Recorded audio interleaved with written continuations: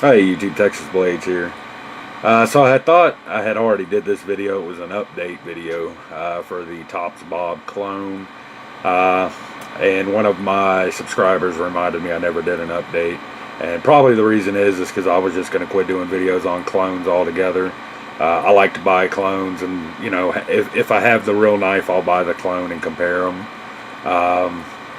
And people like to say that, you know, it hurts the industry or whatever. I understand why they hate clones, don't get me wrong, but I'm just going to say it again in this video and reiterate that if I would have never held that Spyderco Rubicon clone, I never would have bought a Spyderco, and I've bought probably close to $600 worth of Spydercos now, so I don't see how that hurt the industry at all.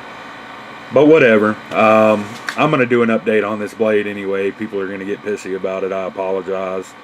You know, I'm not telling you to go out and buy a clone knife. You know, if you can afford it, buy the real thing. That's all I'm going to say about that. Because this really does not compare to the actual Tops Bob when it comes down to craftsmanship, materials, even things like edge retention. You know, holding an edge on it is nowhere near the actual Tops Bob. But I will say this, and I said this to the guy in the comment, I let him know that I do think the money, or the knife is worth what you pay for it. This knife cost about 25 bucks. If I'm recalling right, it might have been 30. Well worth 25 bucks. I just think, you know, and they're going off someone else's design, of course, but if they would just take the name off of it, and take off, you know, Brothers of Bushcraft, Fieldcraft, all that crap, and slap their own name on there, or just leave it blank, whatever they have to do, it would be a knife that I would actually recommend to somebody.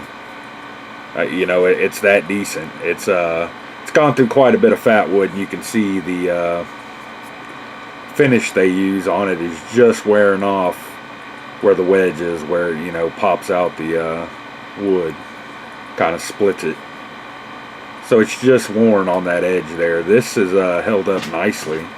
It's a little bit worn up here where I did a little bit of scraping with it just to see if it would do it, and it did it. Will not scrape a ferro rod very well, so for you guys who are interested in that, you're probably gonna have to take a file to it or some sandpaper or something, get that finish off of there. Other than that, it's a great little blade. The sheath is crap, don't get me wrong, I hate the sheath. Just a thin, flimsy plastic sheath.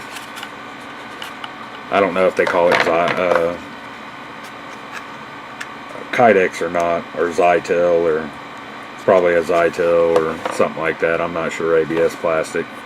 I forget exactly what it is, but I did want to come show the guy that the knife is holding up nicely. And I have processed a whole lot of fat wood with it, but I've also done some other things with it around here, just playing around with it a little bit here and there. You know how we do, just playing around with the knife. And so I've done some simple tasks with it, and it's held up fine. I do notice that it gets duller a lot quicker than the actual Tops Bob. So I'm not sure what kind of steel they're using, or what kind of heat treat or whatever. Maybe the exact same kind of steel as the which is 1095, although I do not believe so, because I have never put oil on this knife and there's nothing on it, no surface rust or anything. So I'm sure it's some kind of cheaper stainless steel, probably 420, something like that. Not positive though. So edge retention isn't great on it, but it is a good little blade for what it's worth.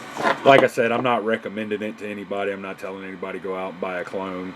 If you can afford to save an extra $100, go buy you the actual Tops Bob. It is well worth the money.